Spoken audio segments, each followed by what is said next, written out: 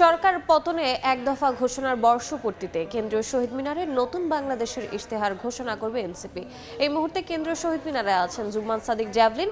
সরাসরি যাচ্ছে তার কাছে। জ্যাভলিন,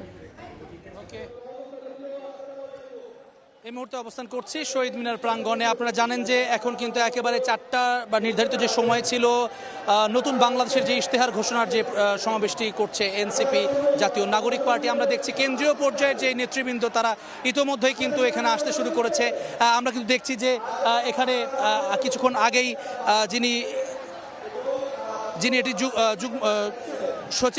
সচিব যিনি রয়েছেন আসলে তিনি সদস্য সচিব আক্তার, তিনি ইতোমধ্যেই এই প্রাঙ্গণে চলে এসেছেন এবং কিছুক্ষণের মধ্যে কিন্তু অন্যান্য যে কেন্দ্রীয় নেতৃবৃন্দ তারাও এখানে চলে আসবেন এবং মঞ্চে কিন্তু ইতোমধ্যে আমরা দেখছি যে তারা অবস্থান নিয়েছেন এবং তাদের নেতাকর্মীদের উদ্দেশ্যে এই যে নতুন বাংলাদেশের ইশতেহারের সম্পর্কে যে ঘোষণা করা হবে তার বিষয়ে কিন্তু বিভিন্ন স্লোগান তারা দিচ্ছেন এবং জুলাই আন্দোলনের বিভিন্ন স্মৃতিচারণ করছেন। একই সঙ্গে বিভিন্ন যে কবিতা রচিত হয়েছে সেই কবিতা স্লোগানগুলো কিন্তু আরও একবার এখানে এই মঞ্চে থেকে কিন্তু সেগুলোকে পাঠ করা হচ্ছে, আবৃত্তি করা হচ্ছে।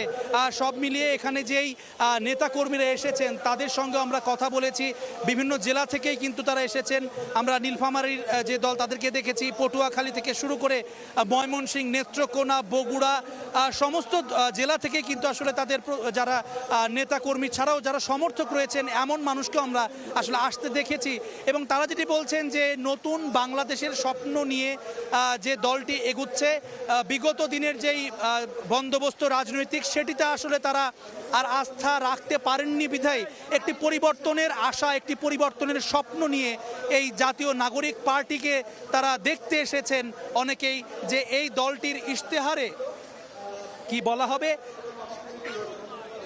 এবং তারা যেই নতুন বাংলাদেশের গড়বার জন্য জুলাই সনদ সহ অন্যান্য যে বিষয় রয়েছে, বৈষম্যহীন একটি বাংলাদেশ গড়বার জন্য কি কি পদক্ষেপ তারা চান সেই বিষয়গুলোই কিন্তু ইশতেহারে উঠে আসবে। যার মধ্যে পার্বত্য জেলাগুলো থেকে যেই দল এসেছেন তারা কিন্তু যেটি বলছেন যে এই স্বাধীনতার এত বছরেও কিন্তু তাদের যেই স্বীকৃতি সেটি কিন্তু তারা পাননি।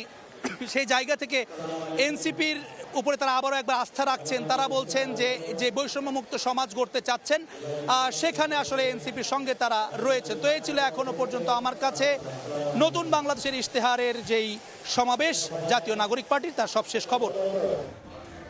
সরাসরি যুক্ত ছিলাম কেন্দ্রীয় শহীদ মিনারে।